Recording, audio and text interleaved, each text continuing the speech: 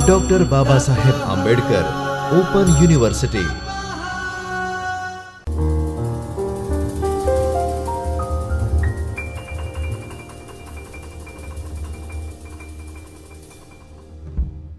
નમસ્કાર મિત્રો, doctor Baba Saheb Ambedkar open યુનિવર્સિટીના ચૈતન્ય સ્ટુડિયોમાંથી હું હેતલ જોશી આપનું સ્વાગત કરું છું. મિત્રો, આજે આપણે પેપર MGT 101 ગ્રંથકારનો અભ્યાસ ઉમાશંકર જોશી બ્લોક 3 એકમ 2 સાપના ભારા ભાગ 8નો અભ્યાસ કરીશું, જેના પાત્રો આ પ્રમાણે છે. વ્યાખ્યાન 8, દુર્ગા એકાંકી. પાત્રો જેમાં દુર્ગા નિસંતાન ગૃહિણી, હરનાથ દુર્ગાનો પતિ, બિહારી બંનેનો ઓળખીતો. સમય છે બ્રાહ્મ મુહૂર્ત પછી તરતનો. એકાંકી દુર્ગા. પડદો ઉપડતા હરનાથની 23 વર્ષની પત્ની દુર્ગા ઓરડાની સફાઈ કરતાં કરતાં એક જ દે ચિનગારી ભૈરવીમાં ગણગણતી હોય છે.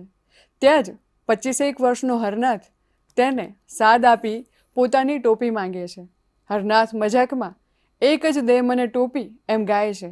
આ ગીત અને સંવાદો દ્વારા દુર્ગાની ઈશ્વર પાસેની એક જ માંગણી, જે સંતાન પ્રાપ્તિની છે, તેના સંકેતો આપે છે. હરનાથ તેને ભારત મૈયાનું સ્વરૂપ કહી 33 કોટી તારા સંતાન છે એનો સાક્ષાત્કાર કરવા સમજાવે છે. ત્યારબાદ વર્ષ પહેલાં જ આદર્શો અને આઝાદી ખાતર હરનાથ જેલમાં જઈ આવ્યો છે. તે વાતને આજે 1 વર્ષ પૂરું થાય છે અને તેના જીવન માટે આ એક ઉત્તમ ઘટના છે. પરંતુ એ 11-12 મહિના દુર્ગાએ એકલા રહી કાઢ્યા છે, જેનો દુર્ગાને અફસોસ છે.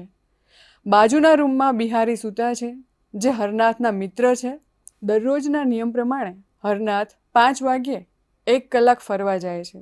બિહારી મોડા ઉઠશે અને ઉઠશે ત્યાં સુધીમાં પોતે પાછા આવી જશે એમ ધારી હરનાથ ફરવા નીકળે છે. દુર્ગા તેમને રોકવા માટે ઘણી દલીલો કરે છે. પહેલાં માતા પિતાએ બિહારી સાથે દુર્ગાનું સગપણ નક્કી કર્યું હતું, પણ લગ્ન હરનાથ સાથે થાય છે. દુર્ગા અને હરનાથ લગ્ન જીવનને 7 વર્ષ થઈ ચૂક્યા છે અને દુર્ગા હરનાથના વ્રતોથી ચીડાયેલી છે. તે કહે છે કે હું તમને પરણી છું કે તમારા વ્રતોને. આમ બોલે છે ત્યાં બિહારી ઓરડામાંથી બહાર આવે છે.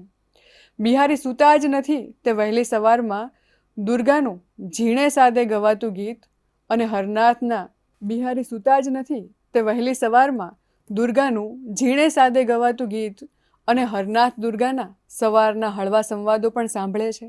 હરનાથ જે વ્રત અને નિયમો આખો દિવસ પાળે છે તે દુર્ગાને પસંદ નથી, પરંતુ બિહારી વખાણ કરતા દુર્ગાને કહે છે કે એવું આદર્શ જીવન કોઈક ભાગ્યશાળીને જ ગાળવા મળે.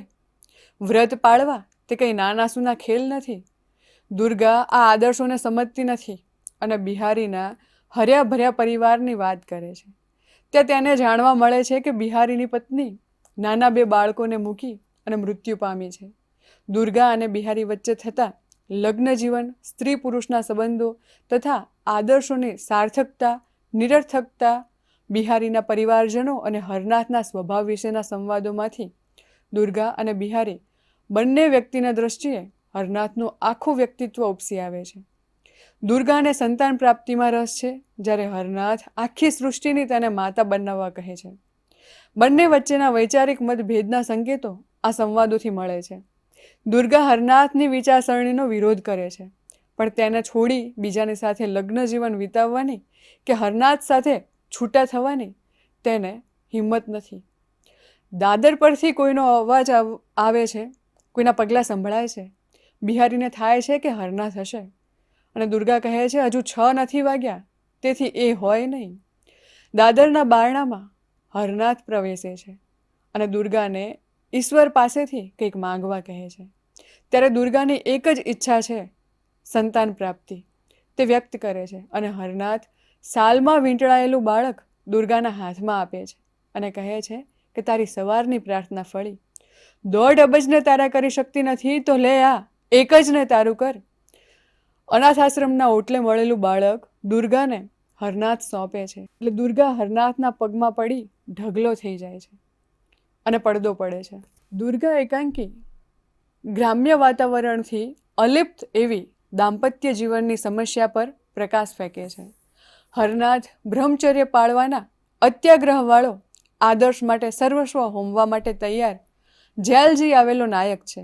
તેની પત્ની બધામાં તેનો સાથ આપવા તૈયાર છે, પણ માત્ર પુત્રવતી થવાની તેની નૈસર્ગિક એષણાને રોકી શકતી નથી.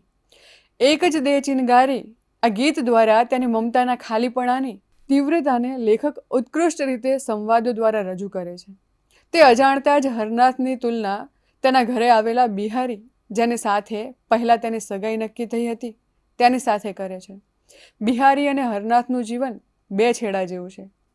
દુર્ગાને તેના લગ્ન જીવન વિશે વાતો કરતા બિહારી કહે છે કે તમારું તો આપણા એટલામાં અનોખું આદર્શ લગ્ન હતું. અને દુર્ગા કહે છે, શેના આદર્શ લગ્ન? ચીલા નવા, પણ ગાડું તો એનું એ જ ને.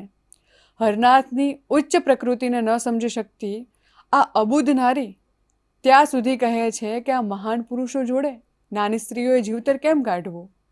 અને પતિ હરનાથ, જે પ્રગતિશીલ અને વૈશ્વિક ગાંધી વિચારધારા ધરાવી બ્રહ્મચર્યના ચુસ્ત નિયમો પાળે છે, તેથી સંતાન માટેના ઝઘડાને એમ કહી ટાળે છે કે તું તો સાક્ષાત ભારત મૈયાનું સ્વરૂપ છે, 33 કોટી તારા જ સંતાન છે ને. પરંતુ દુર્ગાને આ વાક્યનો ભાવાર્થ સમજાતો નથી. અહીં આપણા સમાજમાં બાળપણમાં કે નાની ઉંમરમાં લગ્નો અને બે અલગ માનસિકતા ધરાવતા કજોડાને કારણે ઉદ્ભવતા પ્રશ્નો તરફ લેખકનું લક્ષ્ય છે. હરનાથ ચાલવા જતા બિહારી સાથે ઘરમાં એકલા રહેવામાં ગભરાતી દુર્ગાનું ભીરુપણું દેખાય છે. જ્યારે બિહારી સાથે દુર્ગા એક વિચિત્ર ભાવાવસ્થામાં સરે છે, ત્યારે કશું અનિષ્ટ થાય તે પહેલાં હરનાથનો પ્રવેશ થાય છે. એક અનાથ બાળક સાથે જે હરનાથ દુર્ગાને સોંપી કહે છે, જગદંબા, હવે ચંડી મટી દુર્ગા થાવ, અને 1.5 અબજને તારે કરી શકતી નથી, તો આ એકને તારું કર. અહીં હરનાથ દુગની ભારત મૈયાનું સ્વરૂપ અને 33 કોટી તારા જ સંતાન છે એ ઉચ્ચ આદર્શનો ભાવાર્થ સમજાવતા તે એકાંકી અંતે હરનાથના પગમાં ઢગલો થઈ અને દુર્ગા પડે છે. અહીં ઉમાશંકર જોશીની વિશ્વ માનવતાની ભાવના માર્મિકતાથી પ્રકટ થઈ છે. આભાર. स्वाध्यायः परमं तप